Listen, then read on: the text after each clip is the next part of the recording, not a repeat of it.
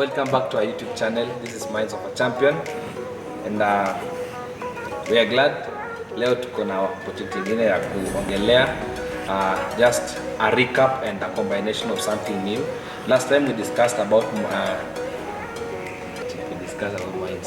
We discussed about the 12 laws of karma, and our focus is to revisit law number 7 and combine with something new so that we can see how the two relate and how they are important in our lives. So for those who are new to our channel, tutasema karibuni sana. For those who are our team, our members, we thank you so much for your support. God bless you as we walk this journey together. Amen. I want to say thank you to our subscribers and our viewers out there, na manze muendelee kutusupport hii channel iendelee kugrow, and we will thank God. Tunashukuru sana penye tumefika. I know the subscriptions are going up and up every time, and then so leo tuko na mkuu hapa ataipotea lakini leo nataka tuelezee about some few things about timing, and mostly the young men, because unajua inafaa to understand the fluctuations in our lives na tujue kwamba kuna time utakuwa juu na kuna time utakuwa chini. How do you understand these seasons and timings in your life? Kuna kupanda na kushuka. At the same time, you know, ukiangalia everybody has time. Kama kwa hii simu sasa ina ukiangalia it's about saa 7:15. Lakini in your life, do you understand which season are you in as a man or as a lady out there? Do you understand the season that you're in? That is the main thing that we want us to help each other to elewe. What are you supposed to do in a particular season? So for example, in the past month umekuwa na do, but in the present month that you are in right now, you have no cash. So what do? Do you start maybe blaming other people, blaming yourself, or blaming the spiritual, you know, now saying shetani anitaki mazuri. So we are here to talk about time is everything, and if you can just allow me to extract it from a text in the book of life, the Bible. I got this revelation from the book of Ecclesiastes chapter 3 verse 1 to 2, so which says that to everything there is a season and a time to every purpose under the heaven. Now most of us, maybe the young people out there, they understand that they have purpose in this life, and you have started going towards your purpose. Maybe it's your career you're trying to achieve in your life, you are working towards it, but do you understand the seasons and the timing that you're in? So I think the point of concern is, when am I supposed to do what? Exactly. When are you supposed to do what? Exactly. So unapata uko kwa, yes, you are back in school, you understand your purpose, you're studying, or maybe you have a job, you have money, you're doing some few things right there, but which season are you in? Are you being fruitful in this season, or uko tu haujui uko wapi? Haujui uko wapi, uko tu unasema tu nafanya job, unapata do, nafanya ABCD, but at the end of the day kuna seasons na fluctuate. It's like a wave. Kuna time uko juu na kuna time uko chini. Or at the same time you can have money uko na pesa uko juu, but emotionally you are down. Unapata ngamse yako na do lakini hana furaha. Unashanga what's wrong with maybe anasumbuliwa na magonjwa, there's a lot of money kwenda stress, depression. The young men sahi maybe umepigwa heartbreak pia uko hapo chini unafikiria vile nita get up and all that. So this topic is going to help us at least to sharpen our understanding kwamba when we finish talking about timing is everything, I know it is going to help someone hapo nje aelewe kwamba hataona luck as a curse to him, or maybe to her, or maybe ni Mungu ameamua ku take away what belongs to this person.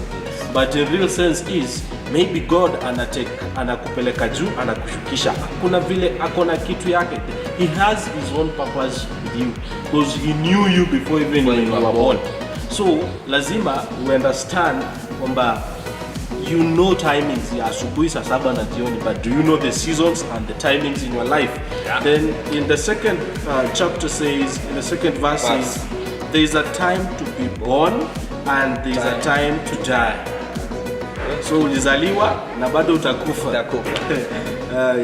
We hope that we will not die young until we fulfill our dreams. So it continues to say a time to plant and a time to pluck up that which is planted. So kuna time utakuona panda vitu. As a young man, you know, you have gone to school, you've planted knowledge in you, you have those papers, and you are out here, you want to reap what you have planted. Yes. But do you understand? You have gone to the university, you have planted yourself, you have the knowledge, you have the wisdom, but do you know when to pluck up what you've just planted? For example, you take maize, beans to the farm, then you plant the beans. Then you expect that after maybe 3 months or 6 months, you go and harvest the beans. Na zitakuonyesha tu zenyewe zinataka kuharvestiwa. But as you now, do you understand the time for you to pluck up what you planted? No, Robin, this topic has come at a time when most people are asking themselves, let me give it as an example, with the current economy. Yes. You know, we have people who have money. Yeah. Kuna watu wako na pesa. Tunasamanga we have 3 levels of economy. Yes. We have those who are the lower class, we have the middle class, na wale wa juu. Yes. So you see that people who are rich, yes, when the economy iko mbaya, that's when wanasema this is the right time to invest. Okay. You get? Yes. So if you look at somebody mwenye ako lower class, this person hana pesa to invest. Yeah. At the end, the only person who will understand ya kwamba this is the time to invest ni mtu mwenye ako ile level ya pale juu. But you know what? This talk is not meant for wale watu huko juu. It's not meant for huko chini. It's for us all. For us, because I believe knowledge does not have expiry date. So if we are talking about a time for everything, yes, as you stated clearly, you know, it's important to understand when am I supposed to plant, when am I supposed to plant. You cannot come and plant when the sun is on. It's really dry and there are no rains. You know, at the same time, I can support your analogy in this manner. You want to plant during the sun is on. Yeah. It's a drought season. But since you're seeing somebody who is plucking up, you want to plant so that you pluck up at the same time. At the same time. That you know, there is one thing. It is even the plants that we plant. We can use this analogy. You cannot plant the wheat now and expect to have the bread tonight. It's a process. It takes a process, yeah. And it takes time. So just the way you've said, this information is not meant for someone who is up or down or up or katikati. It cuts across because you might be up there. But do you understand the seasons that you're in? Because if you are out of the seasons, then your fruits zitaanza kuisha polepole. Because let me, I'm trying to imagine, and we'll explain this further to us. If somebody has money and he doesn't understand the seasons he's in, right now, this is the season for us to change our spending. Sure. Ukifanya mchezo unalala njaa. Because right now, if I give you 500 to go at the market to buy some supper, utarudi na 50 bob. 50 bob, yeah. Na ukirudi na hiyo 50 bob, kuna vile bado utasahau hujanunua chumvi, urudi na 10 bob. You can't do it 100%. It's not like those times when 500 is a big deal. Kuna zile miaka zile za was due what when he kicked to ikaingia 20 something. I don't know what happened. So kuna time mtu alikuwa anaingia super, unaingia na 500 punch, unatoka na shopping umebeba na mikono miwili. Sasa ukiingia super na punch utatoka na kitu umeka kwa mfuko. So we need to understand kwamba seasons and timings are changing, but people are not changing to fit in the season. Saa hii ukitembea tu hapa nje utapata anansi yako zile za hakuna do. This person literally has not fit in the current season that we are in. because this season demands you to change your habits of how you spend, and it also demands you to change your habits of how you eat, how you dress up, how you think, and how you be aggressive. Kwa sababu sasa nikuulize just a question. Yeah. Do you believe that you can get 1,000 bob in the next 2 hours? That means kama ni kuna kazi natarajia. No, I don't care if you have a job or you don't have a job. Do you believe you can get Miraculously 2,000? no. Miraculously? Because the question is, your 1,000, where will it come from? Now, As long as mimi sijaweka mikono yangu first kwenye of all, kazi. I know you already blocked your mindset kwamba I cannot get 2,000 you know- in the next 2 hours. Wait, Can before you I rephrase the explain to question you. first? You have just answered No, it can very you well. rephrase your question? What Do you is believe- okay, now you do you know. believe- Do you believe you can get 2,000 in the next 2 hours? From where? That's the question. From where? Now you are supposed to answer. You've said no. Now let me give you the options. Option number 1, you might have a job that can give you 2,000 in the next 2 hours. Option number 2, you can borrow from me. Now, Option number 3. You know, you Option you number know 3. the- Option number 3. You've already now when you say no, then you say, I don't have a job to get those I money. think there was an important disclaimer. Miraculously, no. Miraculously no. So- but do you know that it happens miraculously? Because if God says, I appear in your life, He doesn't come telling you that He will be there. He But appears suddenly. no, question. The big question here is: Yes. do you believe that Can get you get 2,000 in the next 2 hours? Wait. When you came from your house, you didn't tell God I need 2,000. Okay? Umeniuliza But tu do when- you when- believe? Right Okay. now, do you believe? From nowhere. No, you are not giving me the option. The problem is you are trying to narrow yourself down and see yourself not worthy of getting this money right now. But you are not giving me the strategies, the plans on how you think you can get this money. Have not asked you how or the way you are going to get this money. I believe. So Now you I think believe. I get the whole concept. Yeah. So the whole concept is let us not sugarcoat the thing saying money is not there. Because you're blocking yourself from becoming creative and innovative how to get this money. Sahi ukitoka hapa, sahi huwezi kosa 500 kwa mfuko, si ndio? Money multiplies money. This guy is rich. Money multiplies money. Jah bless si ndio? me. Yeah, Jah bless you. Ukitoka hapa na hiyo 500 na useme I'm going to invest in something. Yes. Very small thing. Achana na vitu kubwa, achana na ego.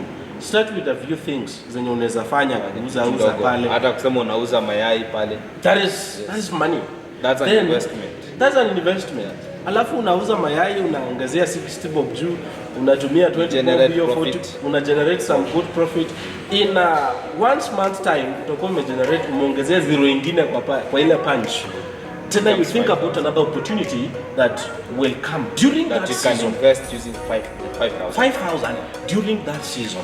You need to understand. So actually, that- I think the way we are progressing, we started with 500. yes, At this time, I had the capacity to invest 500 In eggs. selling eggs. selling eggs. So after a few months, let's say Later. maybe next month, eggs won't do better, yes.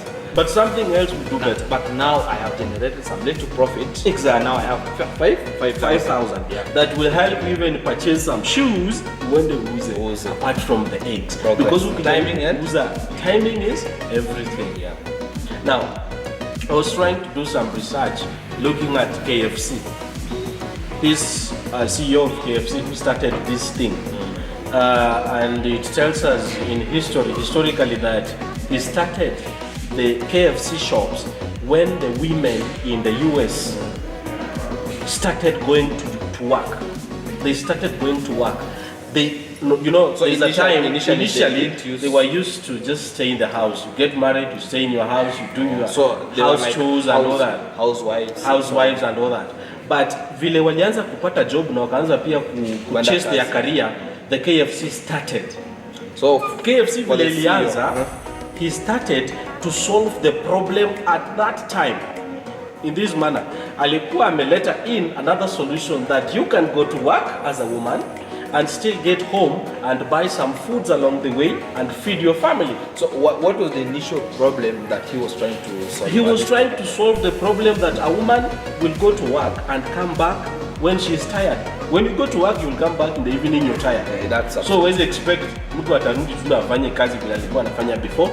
So when he started this business, he knew he was solving that problem. He's removing the gap in between. But that a woman when goes to work, she will come back with some chicken, alafu atafeed the family and it's already prepared. It is already prepared. So actually itamtolea hiyo maybe burden ya kuja kwanza kuja kupika. Unaona, ananunua kuku kule anakuja naye.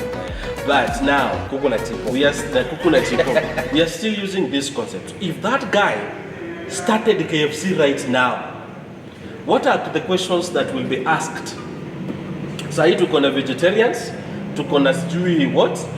Many people, does it has cholesterol? People will ask you such questions. Do you have vegan chicken? Chicken yenye kona, mimi sikulangi greens, wadi ukulangi nyama ya kulangi nyama. At red meat, akuli. Lakini do you have chicken yenye, like a lot of questions. Cholesterol free, does it affect my blood pressure, does it? During that time, those questions were not being asked. Walikuwa wanaenda tu wanachukua It's a solution.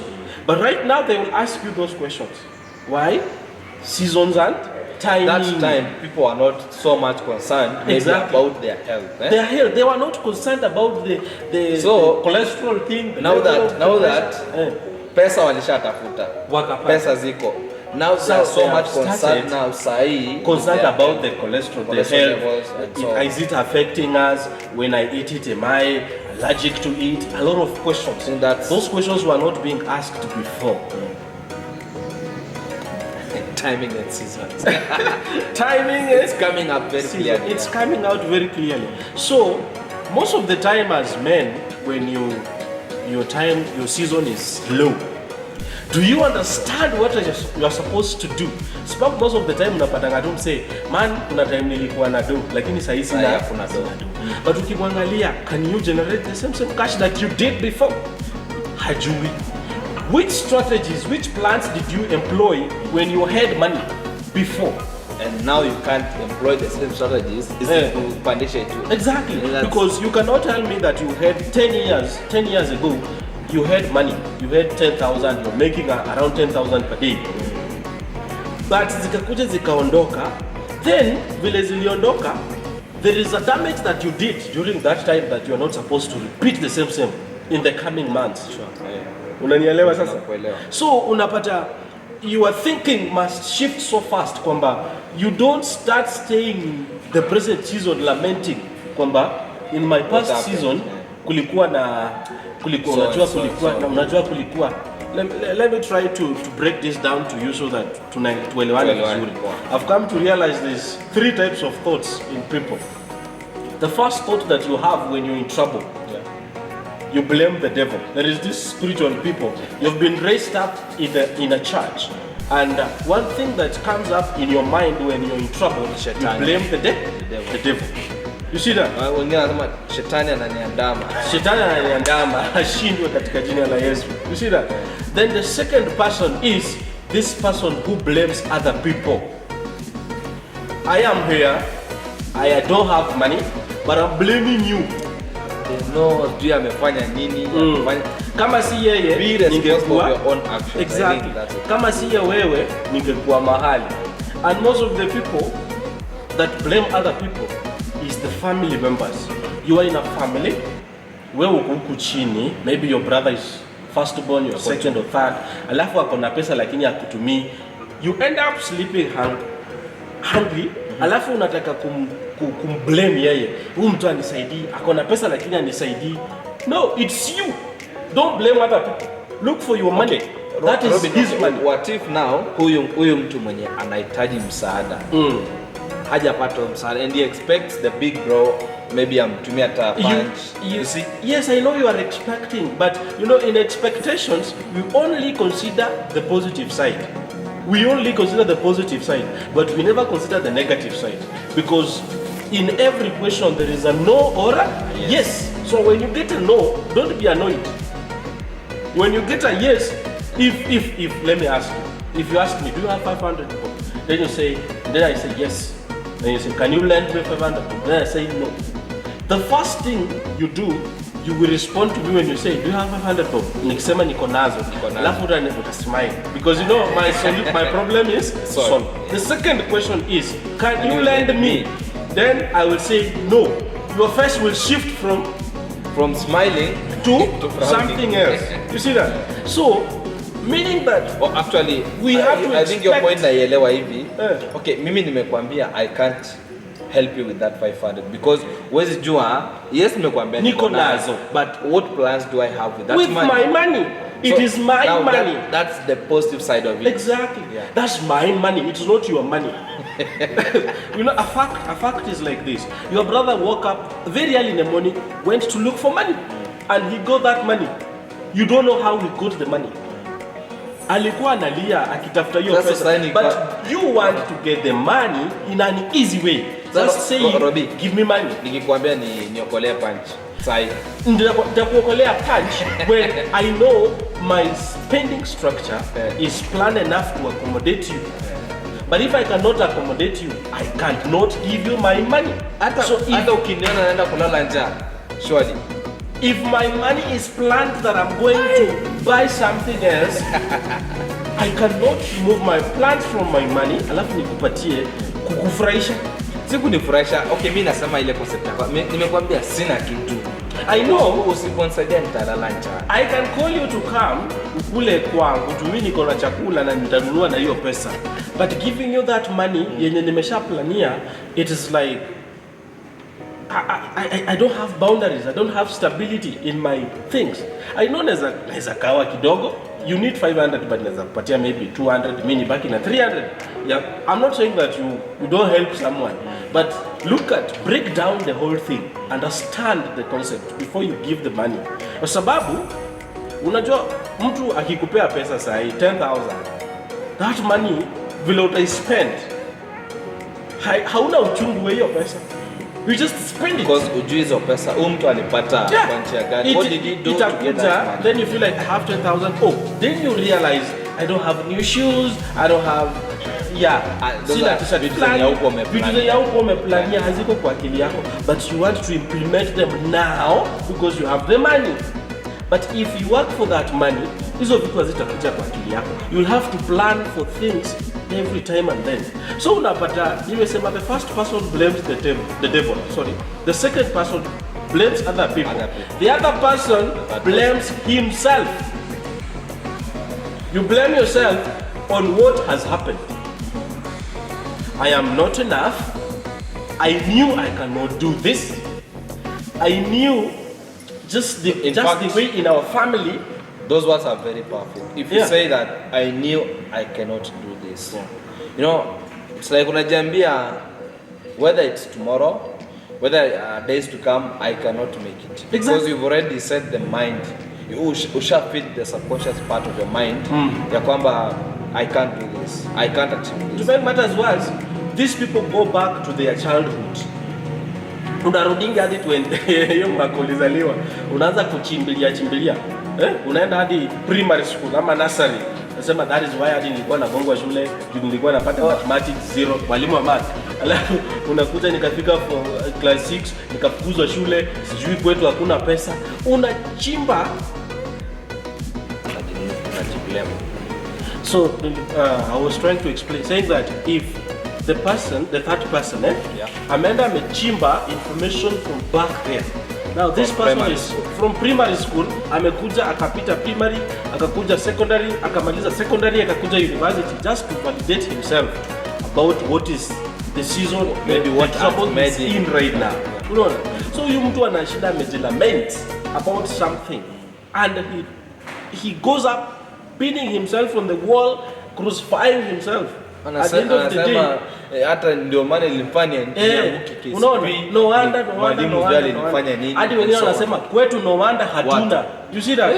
So if you come from a family where maybe that people have not gone to the university, have not done their PhDs or something, so ukifika hapo mbele wewe unafanya your masters, alafu unapatana na one trouble tu hapo mbele, you start saying now I knew now, nilijua tu. Kwetu hakuna mtu amefanya masters. The reason why I'm going through this because I know kwetu ni wajinga. So it's like you just justify. You validate yourself based on your present season. Now that's a third person. Then you stop there. So these people are there. Have you seen someone who has just blamed you for nothing? Not true. Now, right now, if you come from this place, uende mahali kwa duka, ukope kitu kwa duka. Alafu after umekopa kitu kwa duka, mtu wa duka akufuate akuulize, where is my money? Then you start blaming this person in the name of huyu mtu ananifuatili. First of all, it is not your things you went to kuchukua. Ni za mwenye duka. So you have the responsibility ya kwenda kulipa. Exactly. Your responsibility is get money. Pay based on your promise. Stop blaming this person. Atunasema huyu mtu ananifuata everywhere. In fact, unless maybe umwambie I'm sorry for delaying your payment. Kitu kama Fact. Wacha kusema huyu mtu ananifuata everywhere, akiniona ananiita. In fact, if it is my money I will have to call you. Because it is mine. Tough times ahead. Fact. So mbona they know ni kuombe pesa saa hii. Niende na 10,000 zako. Alafu it's you to call me again. Alafu ukinipigia simu na kusema hiki kijamana hiki kinapenda kunisumbua. It is your money. It is not my money. Alafu naanza kukasirikia. Who is supposed to kukasirikia mwingine? Should be the opposite. It's supposed to be the opposite thing. So you need to understand kwamba like if you understand this, hautakuwa na grudge na mtu. By that, do you know that the right information delivered at the wrong time can cause damage than what you intended it for? Sure. Like nakuza, the information is right, but I don't care about time. Deliver at the wrong time. Exactly. Wewe mko kwa meza mnakula. You start talking about maybe you are going somewhere in a burial. Mnakula nyama, mko kwa meza mnakula vizuri. And you start talking about huyo mtu alikuwa nanuka, hata mochari yako how is it lettered na actually? Yes, I know. That is what you experienced there, but it is not the time. I think it's the whole concept of time. What do you say when? Exactly. When do you do what? Exactly. Yeah. Do you know that you can be a very great speaker, but your timing can make you so incompetent in front of people because you don't understand the timing. Wanasemanga the good singer knows when to leave the stage. Unaacha watu wakikuwa ina suspend. Ama unaacha watu in a dilemma. They want more of what you. Ama a good dancer knows when to leave the stage because sasa ukiendelea kudance utadance watu wazoea your moves wachoke na wewe. It becomes a burden. So I think Robin, you've explained the whole thing very well. Yeah. Those three kinds of people. Mwenye wa kwanza tulisema na blame nani? Devil. It is always the devil. When you blame the devil, no solution. When you blame other people, no solution. Blame, no solution. Understand that you have to take responsibility. Look at this. Huyu mtu ana blame the devil. Hadi ukiangalia kwa Biblia, devil aliapia only in a few times. Alafu unataka kuniambia eti you see how say wanasema ngati you know yesterday in the night I was wrestling the devil in my house. What are you saying, man? Like shetani tu akorudi hiyo kitu atoke heaven akuje apigie simu aingie kwa nyumba yako. Sasa yako kwa nyumba yako anakunywa chai akikwambia leo utajua mimi ni shetani. Mimi ndakushow. How important are you? Some of these things we just build them on our mind. Exactly. You know, ni illusions. Mimi nikishaambia akili yangu this thing. I had a story ya kwamba kuna mtu alikuwa kwa nyumba. Yeah. And in the spiritual realm and felt like the devil is seated pale kwa sofa. Unaona kwa sofa. Akambia wewe shetani toka. Yeah. You know, the first question I asked myself, huyu ameonaje shetani? Why should the devil come to your place? Why should he come and first of all, how important are you that you are visited by the devil? By the devil. Okay, temptations come, but I don't think if that one. Sasa unaambia toka shetani seated in your house. He's drinking some warm water, telling you how I'm going to mess you up. That's a subject of discussion next time. But an important question to ask. Yes. when do you realize that this is the time I'm supposed to plant? Now, And when I say plant, I don't mean the natural planting that we do in our shambas. When do you know when do I invest? When do I start this thing? Or when do I how do you start handle the whole it? thing? Let me- Because maybe, for instance, somebody is out there, has been single, and wants to start maybe a new relationship. And anajiuliza, when do I start this? When do I start dating again? When do I invest in this business? See, those are maybe the kind of questions these people maybe will No. be asking themselves. Now, I know, let me try to answer your question in a very funny way. When you were a child, you thought as a child. So, dear, Sure. you wore clothes like a child, you ate like a child, you walked like a child. But when you became a man, you had to think like a man, walk like a man, eat like a man, dress up like a man, and even talk like a man, I cannot tell you your season. You yourself, you understand the time you are in. Right now, as we speak, there's people in depression. Right now, as we speak, there's people they are excited. They are feeling good. God is blessing them. They are harvesting. It's their season to their season. pluck up their things. Right now, there's someone who's planting, and this person is not planting with joy. They're planting with tears, but at the end of the day, they will reap with joy. Even the Bible says, Joy comes in the morning. exactly. Yeah. Hiyo jasho unaika sahi, it will become as a sweet thing tomorrow. So don't you? Now, your answer is, if you don't let things that you did in your previous season go, Things of the you former. will never have your new season. If you think like a child right now, you have a problem. Let me tell you something. If you are still talking the same way you are talking 10 years down the line, you have a mental deformation. Please don't use that term. I'm sorry, but it is a fact. You cannot speak the same way you were speaking 10 years ago. You cannot speak the same way, you cannot even think the same way you were thinking 2 years down the line. Before you were thinking 500 is so much money, but right now 500 is like 50 bob. You cannot think this way. So think beyond your limits. Look at the present situations that you are in. Let them direct you.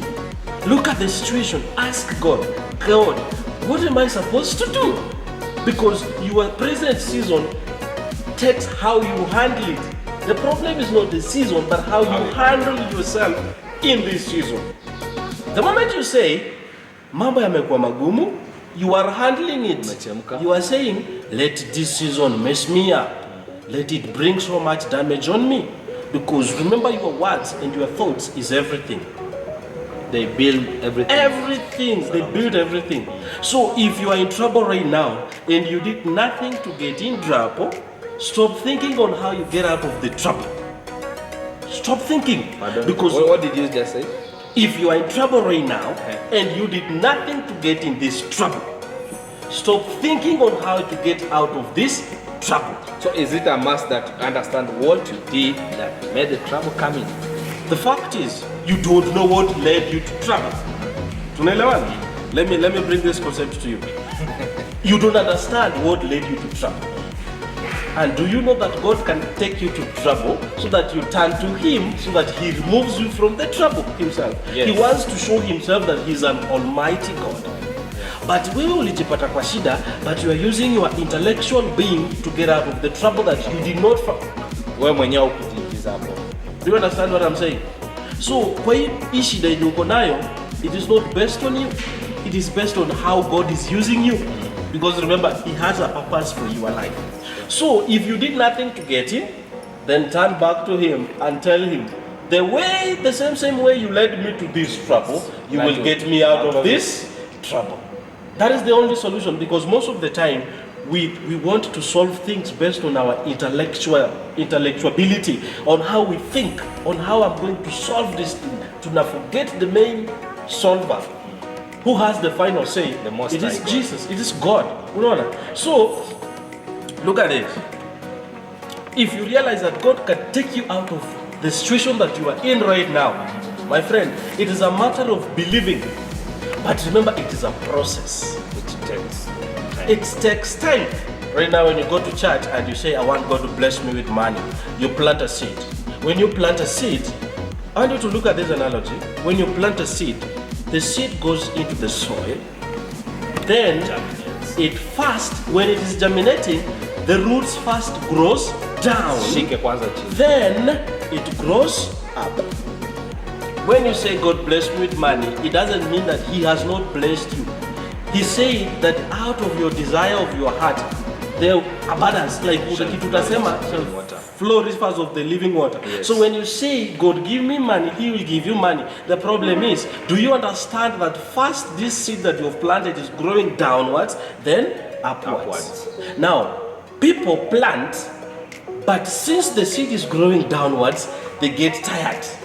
They get tired of They waiting. feel they have been denied. In fact, wanasema hii Nimechoka, hii si yangu because I'm not seeing the plant growing upwards. Then now, once they start seeing the seed wamepanda kwa mchanga, high grow, they start saying now, they move away, they go and they plant another seed. And then after they plant that seed, they wait for some minutes, it's not growing up, they go and plant another one. So hizo zenye wamepanda ziliamka, lakini hasi zao ni watu wengine wanakuja kuvuna. So you plant, you get out, someone gets up. This one is already grown, let me repeat. Ati kama unatembea tu kwa barabara upatane maembe imeiva, then you're like, chani chune hii. You don't know how the plant alipitia nini kupanda hiyo mwembe. You don't know how he took time to water that thing. Lakini yeye hajui time yako.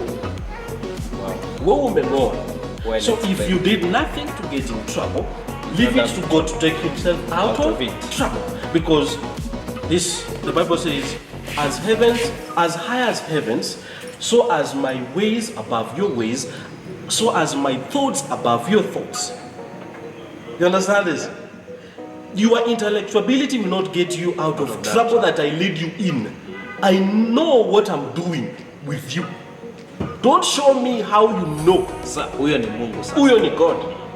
So if you understand that God can get you out of this problem, then leave him do it. Don't go trying to say, asking other people, unajua samani, nataka unisaidie vile utanitoa hapa. These people, they cannot get you out of this. So if you are thinking, vile ulikuwa unafikiria, even not, let me not just go back 5 years ago. 5 years ago. 5 years is a lot. 2 years. If you are thinking the way you were thinking yesterday, because we are talking about minds of a champion. Everybody that will receive this information is a champion. And a champion does not make the same mistake twice. If you're thinking like yesterday, trouble is at your door. Wait. Let me read something. God has made everything beautiful. Yes. In its time. He has also set eternity in human heart. Yet no one can fathom what God has done from beginning to end. I think when you're explaining the whole thing, that if you really don't understand nini likufanya ukaingia kwa shida, you don't trouble your heart in maybe kujitoa. Because maybe God is taking you through a season or a time when at last when you germinate, people will say indeed huyo mtu alipita 1 to 3. Exactly. Now unajua, one thing that you need to understand is the language. When we are back at the university, when you go back to do a master's degree, they want you to understand the language of your niche, your specification. Do you understand the language of what you're doing? They don't care about the concept. Do you understand what you're saying? Like for example, when you say rate, Let's say how you're presenting the concept. When I say rate, what do you understand by the term rate? In English, you are a businessman. What do you understand by the term rate? Exactly. Hajui concept ya rate ni nini. But in physical chemistry, the pace at which something is the pace. Yes. The pace. In chemistry, rate of a reaction, time taken. In another person, speed. In another, you understand that? So concept, when I use rate, what am I explaining when I'm using this term? This term can be used in other places, but in my specification, what does it mean? Your time for trouble, you need to understand the language that will get you out of trouble. The language is this. Uko kwa shida, but you don't know who led you to the problem. So you don't know whom to blame. You don't know whom. You don't know if you are going to cast out the witches. You are going to cast out the evil spirits. You are going to sit on the devil. You don't know what you're going to do. You don't know the words. But if you don't know the words, how will you get out of that season? That's an issue. A very big issue, because most of the time tunataka mtu atupatie analogy yake vile amepitia kwa life yake alafu tuitumie kutoka kwa shida, but in real sense we need to understand the language that we will use. Unajua sasa ukikuja anza kusema manze mashida zimenikumba, shetani amenikalia, the devil is waiting for you to say that so that he can knock, implement sasa the idea. You have just called him, he's seated somewhere eating, unamuita shetani amenikalia. He will do exactly what you are asking. Come. Exactly. Uja. But if you stay positive in every negativity, either you are uprising or you're downsetting, God is still there. Perfect message, perfect time. So I think perfect message, perfect timing is everything. So whatever it has already been, and what will be, has been before. Has been before. And God will always call the past on account. Forget the former things. Forget what has happened. Yeah. But learn from those things. Yeah. Understand. Don't make the same mistake. This is what I did, and it led to this. So I will not repeat it. Exactly. That's enough for today. That is enough, guys. So guys, thank you so much for listening to us. And if there's something important that we appreciate so much, ni mtu kukaa chini and watch us and watch us talk about these things, because si rahisi mtu anunue data yake na aanze kuangalia. Exactly. It takes the grace of God. Yeah. So we thank you so much for subscribing to our channel. Those who are new to our channel,